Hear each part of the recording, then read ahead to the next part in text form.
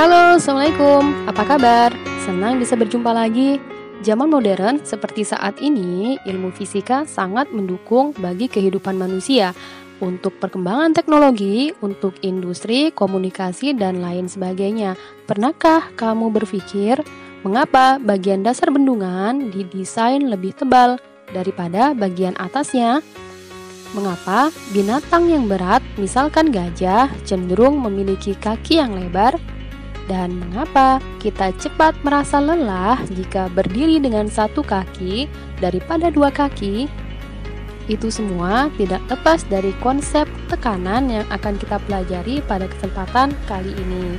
Mau tahu lebih lanjut? Kita langsung mulai belajar ya. Jangan lupa diawali dengan doa.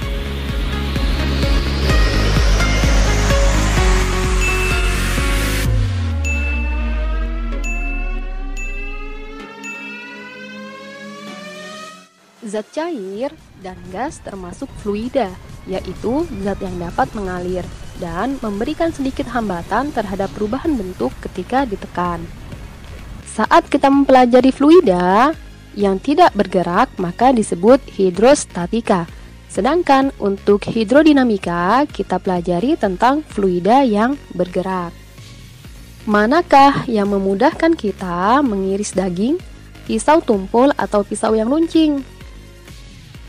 Mengiris daging dengan pisau runcing lebih mudah karena tekanannya lebih besar, sehingga tekanan didefinisikan sebagai gaya yang bekerja tegak lurus pada suatu bidang dibagi dengan luas bidang itu. P sama dengan F per A. Contoh lain pemanfaatan tekanan yaitu pada pemain ski. Wah, kalau kita perhatikan alas sepatunya lebar sekali ya. Selain itu, orang yang tidur telentang di atas papan penuh paku dengan ujung paku yang tajam, tetapi orang tersebut tidak terluka. Ternyata atraksi berbahaya bisa juga dibuktikan dengan konsep ilmiah ya. Jika kita mengisi sebuah tangki dengan air, kemudian kita membuat 3 buah lubang pada tangki tersebut dengan ketinggian yang berbeda, maka air akan memancar dari ketiga lubang itu. Kita dapatkan bahwa pancaran air dari lubang yang paling bawah akan menempuh lintasan yang paling jauh. Hal ini menyatakan bahwa makin dalam letak suatu tempat di dalam zat cair, makin besar tekanan pada tempat itu. Hal serupa terjadi juga pada bendungan. Tekanan zat cair yang bekerja pada dinding dasar bendungan lebih besar daripada yang bekerja pada dinding atas bendungan.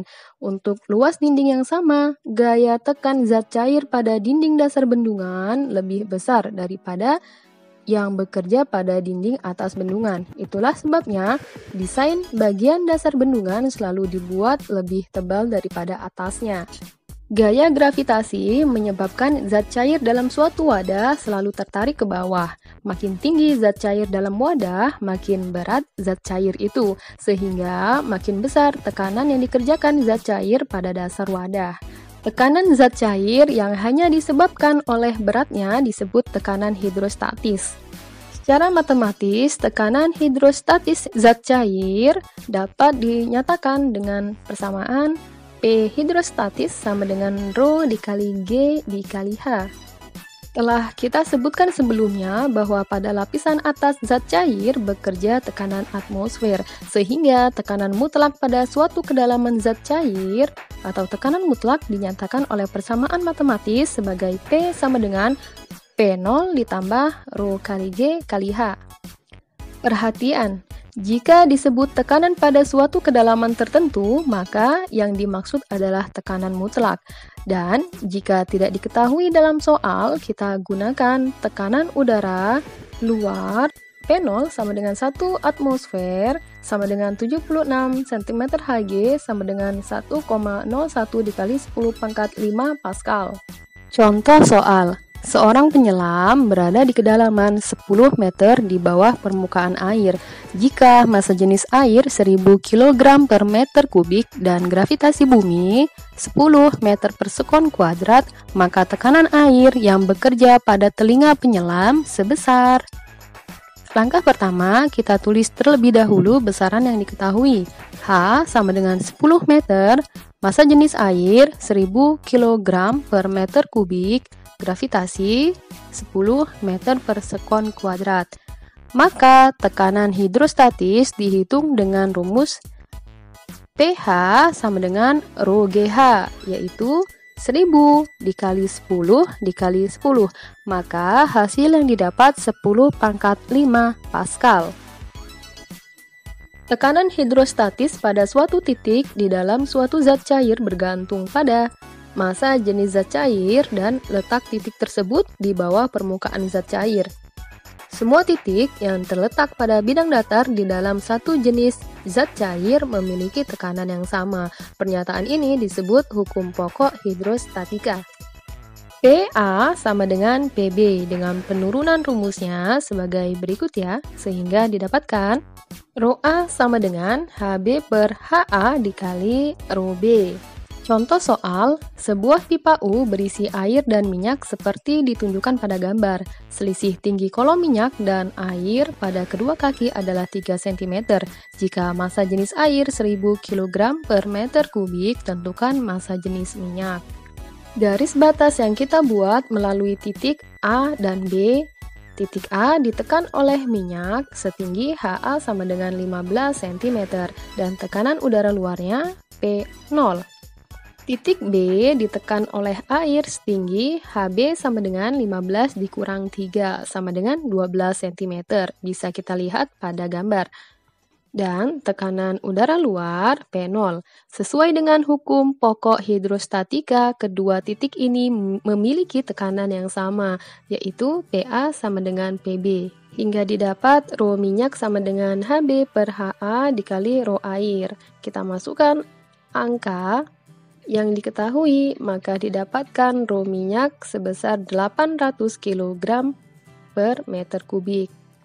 Blaise Pascal menyatakan bahwa tekanan yang diberikan kepada zat cair dalam ruang tertutup diteruskan sama besar ke segala arah, biasa disebut prinsip Pascal. Jika penghisap atau piston 1 kita tekan dengan gaya F1, maka zat cair akan menekan penghisap 1 ke atas dengan gaya P dikali A1. Sehingga terjadi keseimbangan pada penghisap 1 dan berlaku P dikali A1 sama dengan F1 atau P sama dengan F1 per A1. Sesuai prinsip Pascal bahwa tekanan pada zat cair dalam ruang tertutup diteruskan sama besar ke segala arah, maka pada penghisap 2 bekerja gaya ke atas, P dikali A2. Gaya yang seimbang dengan ini adalah gaya F2 yang bekerja pada penghisap 2 dengan arah ke bawah, yaitu P dikali A2 sama dengan F2 atau P sama dengan F2 per A2. Dengan menyamakan ruas 1 dan 2, maka kita peroleh F2 per A2 sama dengan F1 per A1. Bisa juga dinyatakan sebagai F2 sama dengan A2 per A1 dikali F1.